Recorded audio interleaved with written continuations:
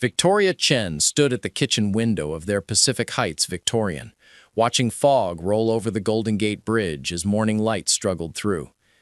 She'd made Daniel's coffee exactly how he liked it. Dark roast, single origin from that boutique place on Fillmore, with just a splash of oat milk. The cup sat cooling on the granite countertop, untouched for the third morning this week. 9 years. 9 years of marriage, and somewhere along the way, her husband had stopped seeing her entirely. "I'm heading out early," Daniel called from the foyer, his voice carrying that distant, distracted tone that had become his default setting. Victoria turned to see him adjusting his tie in the hallway mirror, the same careful attention to appearance he'd always maintained.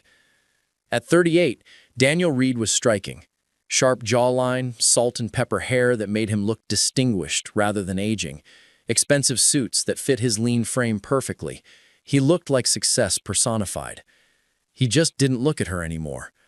"Your coffee's ready," Victoria said, keeping her voice light despite the familiar weight settling in her chest.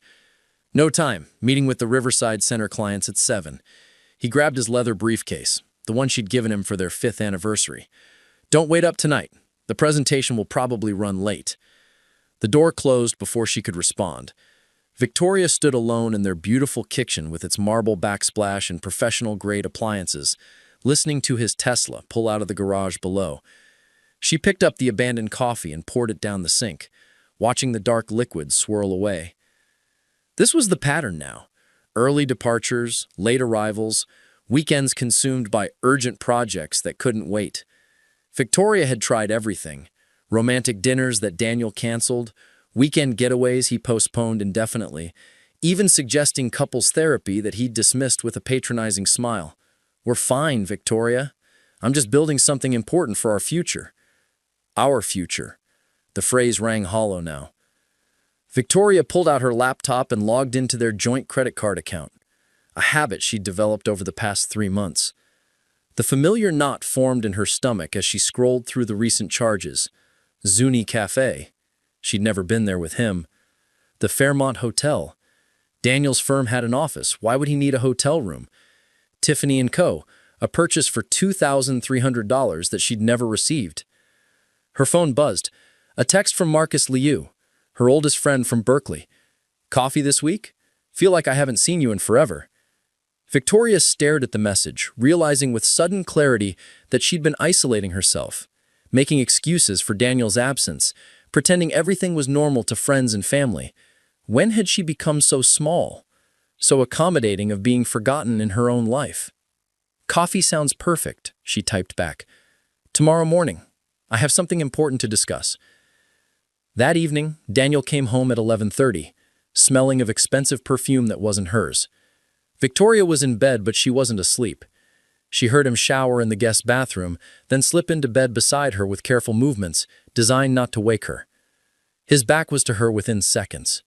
Victoria lay in the darkness, listening to her husband's breathing even out into sleep, and made a decision. She would stop pretending. She would stop waiting for the man she'd married to remember she existed. Tomorrow, she would start finding out exactly what Daniel had been doing with his time, his money, and his carefully constructed lies. The woman who had spent 9 years trying to be the perfect wife was done disappearing into someone else's shadow. The preparation. Marcus Liu listened without interruption as Victoria laid out everything over lattes at a quiet corner cafe in Noe Valley. When she finished, he sat back and studied her with the careful assessment of someone who'd known her since their undergraduate economics classes. "You need a lawyer," he said finally, "and you need to move fast. If Daniel's planning what I think he's planning, you have maybe weeks before he makes his move." "What do you mean?" Victoria's hands tightened around her cup. "Those offshore transfers, the hidden expenses, Victoria, he's not just having an affair, he's positioning assets. I've seen this before with clients going through divorces. He's going to file on his terms and claim you're entitled to far less than you actually are." The words hit like physical blows. Victoria had suspected the affair, had even somewhat accepted it as the death knell of their marriage. But the calculated financial betrayal felt different, more deliberately cruel. Marcus pulled out his phone. Grace Simmons. She's the best family law attorney in the Bay Area. Tough, strategic, and she doesn't let husbands hide assets. I'm calling her now. 2 days later, Victoria sat in Grace Simmons' downtown office, a sleek space with floor-to-ceiling windows overlooking the financial district. Grace was 50-something, with steel-gray hair cut in a sharp bob and eyes that missed nothing.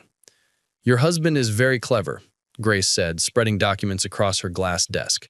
"But not as clever as he thinks. These transfers to the Cayman accounts? They started 8 months ago, right around the time his assistant Natalie Park was promoted to project manager. The Tiffany purchase was a bracelet, which Natalie was photographed wearing at the Architectural Digest Awards last month." Victoria looked at the photo Grace slid across the desk. Natalie Park was 29, beautiful in that effortless way that came from youth and expensive yoga classes.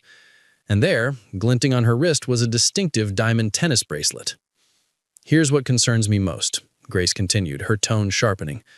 "Daniel has been systematically undervaluing the joint business you built together. Cascade Marketing and Design. You both founded it 7 years ago, correct?" "Yes, I handled all the client relationships and campaign strategy while Daniel managed the creative direction and contractor relationships. It was supposed to be equal partnership. On paper, you own 49%. He owns 51%. That 1% difference gives him controlling interest." Grace pulled out another document. 3 months ago, Daniel filed paperwork restructuring the business valuation. According to his accountant, the company is worth considerably less than market comparables would suggest. He's preparing to buy you out at a fraction of what your stake is actually worth. The room seemed to tilt. "But I built that business. Those client relationships. The Anderson account that brought in $2 million last year. That was me.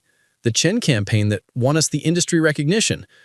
"I know," Grace said quietly, "and we're going to make sure you get what you deserve. But Victoria, you need to understand something. Daniel has been planning this for months, maybe longer. If we're going to protect your interests, you need to be just as strategic." Over the next 4 weeks, Victoria became a woman she didn't recognize. During the day, she maintained perfect normalcy, making dinners Daniel didn't eat, attending his firm events with a practiced smile, playing the role of supportive wife. But behind the scenes, she was documenting everything. She photographed financial documents Daniel kept in his home office.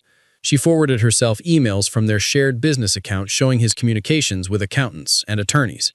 She recorded conversations where Daniel casually lied about his whereabouts. She compiled a spreadsheet of every credit card charge, every suspicious expense, every late-night meeting. Marcus helped her open separate bank accounts under her maiden name, Chen, at a different bank.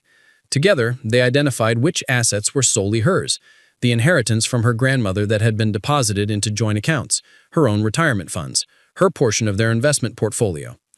"You're not doing anything illegal," Marcus assured her during one of their weekly strategy sessions at his financial office. "We're protecting yourself from his illegal asset hiding. Everything we're doing is transparent and legitimate. We're just moving first." The breaking point came on a Tuesday evening in October. Victoria arrived home early from a canceled client meeting and heard Daniel's voice from his study. The door was slightly ajar. "After the divorce is finalized, we can finally stop hiding," he was saying, his tone warmer than anything Victoria had heard directed at her in years. "The business will be restructured. She'll take her settlement, and we can start our actual life together. The apartment on Russian Hill is perfect. You were right about the view." There was Natalie's laughter, intimate and pleased. "I just want to stop sneaking around. It's exhausting maintaining the professional facade." "Soon," Daniel promised. "My attorney says once we file, the whole process should take 6 months maximum. Victoria won't fight it. She never fights for anything." Victoria stood frozen in the hallway, her briefcase heavy in her hand. The casual dismissal in his voice, the certainty that she would simply accept whatever he decided, ignited something that had been dormant for too long. Wouldn't fight. Daniel Reed was about to discover exactly how wrong he was. That evening, Victoria sat down with Grace and Marcus and finalized her plan. She would leave on her terms, with her assets protected and evidence secured. She would file first, catching Daniel completely off guard, and she'd walk away from this marriage with her dignity intact and her future in her own hands. "Are you ready for this?" Grace asked, her eyes holding both challenge and respect. Victoria thought of 9 years spent making herself smaller, quieter, more convenient.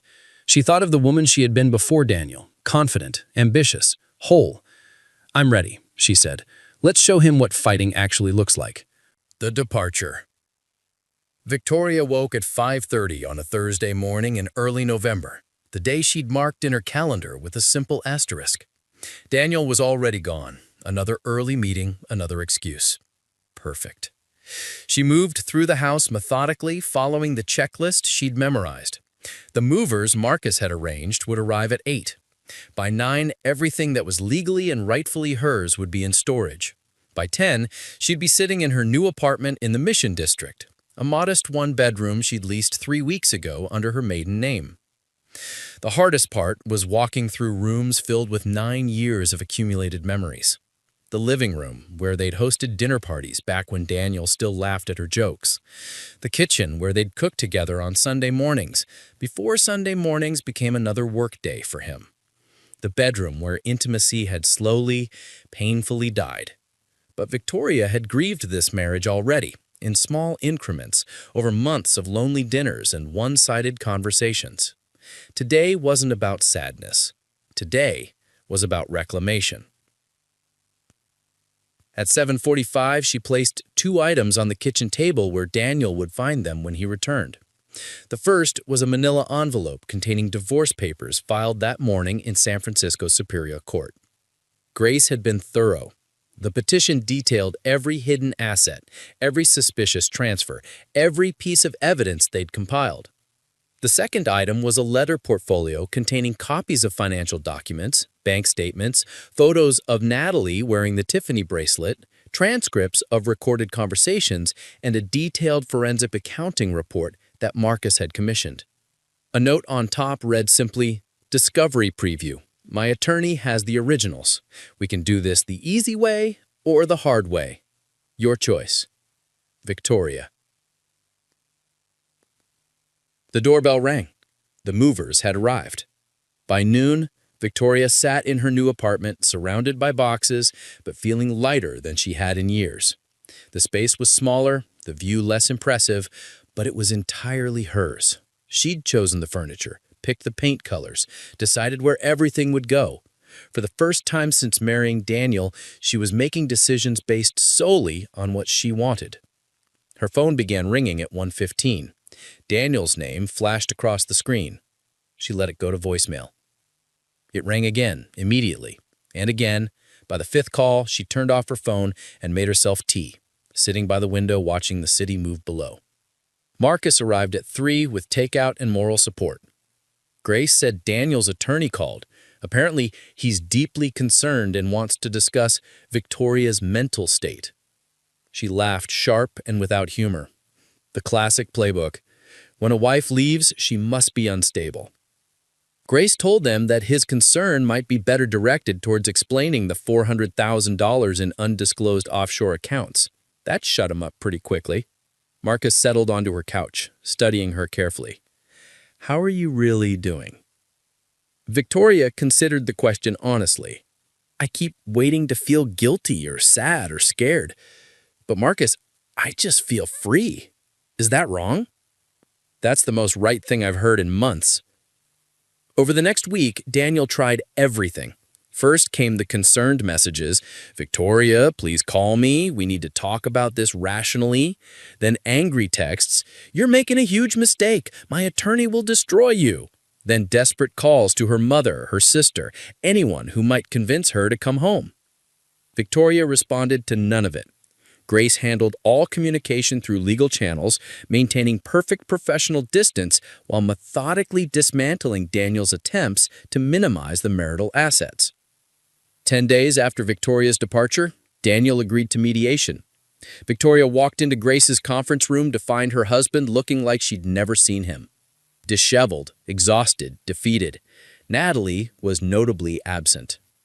"Victoria," he started, his voice cracking slightly, "can we please talk privately?" "Anything you want to say can be said in front of our attorneys," she replied calmly, taking her seat. The mediation lasted 4 hours.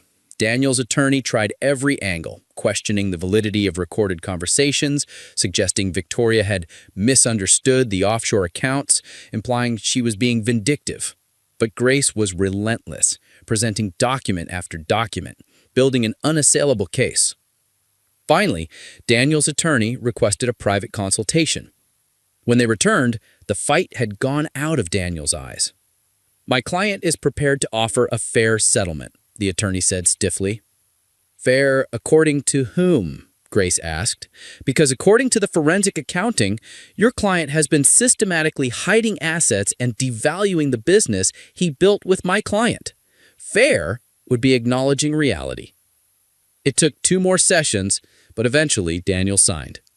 Victoria would receive her full 50% of the business's actual value, half of all legitimate joint assets, plus compensation for the assets Daniel had hidden. The settlement was more than fair. It was just.